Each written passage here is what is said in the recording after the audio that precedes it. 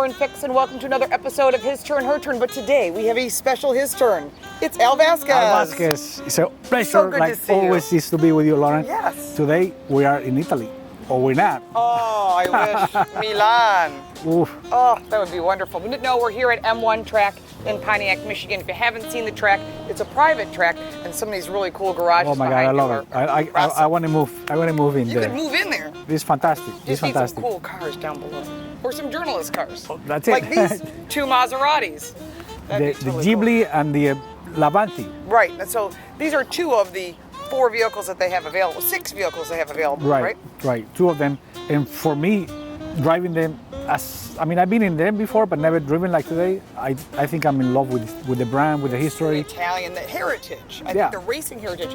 We learned that from 1914 to 1944, 30 years. 30 years, Maserati was nothing but a race car.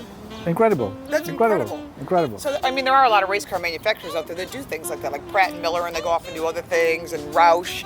And so this is sort of the same thing, but a family bought them in 1947, 1947. and they invested a lot of money and said, hey, just hang some bodywork on these and sell them. And right now they're working on bringing them back big time. I think they're going to have big changes, new cars. I think they're going to have a success in the market here. I think so. And we're watching Levantes go around the track here. 3 of them, nose to tail, and they're booking. Look at the sound. Look at the sound. They They sound fantastic. Yeah, which depends which engine. There's a V6 and a V8 for the Right. Levante, and then the Ghibli also has engine options as well. The V8 is not here yet, right? No, not yet, but it's coming. It's coming. I'm looking forward to that. Me too. Power. Me too. Power. There's nothing like power. Yeah, I have to say, the fact that these vehicles are so hard to get, many journalists don't get the opportunity to drive these, and we've had the opportunity to drive the full line of Maseratis today. Right. But we're going to showcase the Ghibli and the Levante because these are the 2 more popular brands. And I think, if I had the money, I would buy them both. Oh, they fit right into your garage. Perfect. All right, well, I guess you get to drive first. I get to drive first, so let's go and As let's have a tradition look. goes. I was reading the name comes from the African winds. Oh, yes, that's right. I did see that. 8-speed automatic transmission with this manual option here, which is really fast. And this is the first Ghibli that's a 2+2. So you've got, it's 4 doors, a sedan, it's got back seats, and it looks like there's some pretty good legroom. We'll have to check that out as well. Right, and the all-wheel drive is optional. Right. Of course, the price point changes at entry level. If you want the base model, you just want a rear-wheel drive, it's at $74,900. If you want to load it up, you want that Grand Sport. This is the absolute best of everything with S and the Q4, which is the all-wheel drive. $87,780, which is the same price as this Grand Lusso. So it's just a little bit different on options. But they have Harman Kardon audio, which is really nice to have a good audio system in a car. That's cool. I love the analog watch there. I know, and you're such a watch guy too. Every time I get in the car and see that, I say, oh, I like that. I know they have a clothing line as well. You know what's so funny is this still reminds me of that Uconnect setup. So Right. I wonder if some of this technology is shared because it's all under that FCA window. I bet it is, and It would make sense, but they said the engines are Ferrari. hand-built. Hand-built. Hand-built. Now when you're buying a Ghibli or a Levante, we're going to drive both today. We're going to give you an overview of both. We'll come back and do full reviews at a later date. I don't know. I wonder about this cloth here. Even It's if on the seats also. yeah, I'm just wondering, is it a silk thing or I don't know. So they say. I do like the fact there's different modes for driving. You can put it in a manual mode, an ice mode, Sport. or sport ice. I like how it's I period, C period, E period. I'm not sure what that's supposed to define. Well, I know it's not immigration. I hope you're laughing with us. So there's paddle shifts on the back. They're like bumps. They're not like an actual paddle. Well, the other one that I had the actual paddles on it. And I think the cloth might be a good way to keep you placed in the seat if you put it on the track. It will keep you on the seat, definitely. Right, because I think that's what Alcantara does the same thing. Because otherwise you slide in the seat on an all leather seat. This is in sport. Ooh, did you hear the exhaust note change? I saw the change. I heard the change. There's regular. Oh yeah, big change. Oh yeah, now we're talking.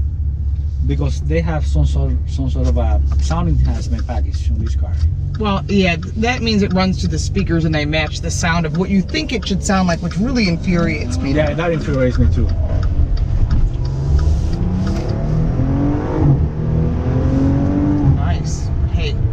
400 horsepower. How could it not be? But I love the steering wheel. It's nice and beefy. It's got good grip. It's a little large. At least a little large. The steering wheel seems large to me. But I realize this is like a sedan. This is something that people would drive. Right. But I think it should be just about an inch smaller. That's what it feels like to me. It should have a car of this level would be nice if it had a flat bottom steering wheel. That would like start making it like really. Well, if you go flat bottom steering wheel, I think what you get is for larger people, it's good to get in and out. And yes, I know you can move the steering wheel, but still, it's a convenience thing. It is. But it also gives you that sportier feel when it's a D-shaped wheel. It's a long front windshield, which is good.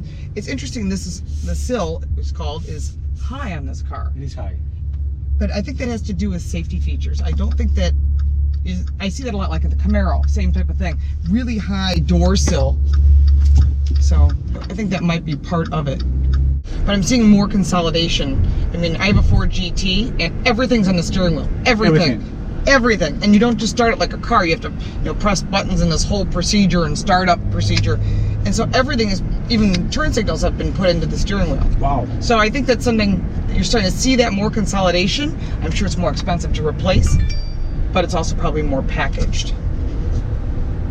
So this has some of the secondary tier 2 safety features, which is like a round view camera, active cruise control. Remember, if you put a vehicle like this on a track, you have to shut off any car with active cruise control. It's not allowed. See, it's telling me somebody's there. It's active cruise control is not allowed on the track.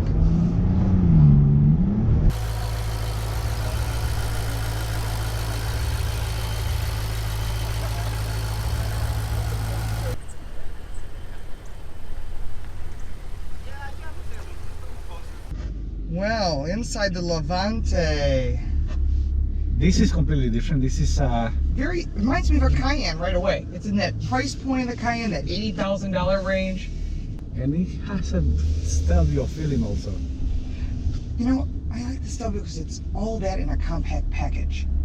So I'm a huge Stelvio fan. Me too. Remember, a girlfriend of mine bought a Stelvio for no other reason. She's ready to buy a Jaguar F-Pace. She saw the logo embossed in the headrest. She goes, "Oh my gosh!" I gotta have and that. she bought the car because of the logo on the headrest. And I was talking to one of the executives. They said they were going to take it out. I'm like, you gotta leave it in now. Gotta leave it in. Apparently, it's a decision. What do you guys think?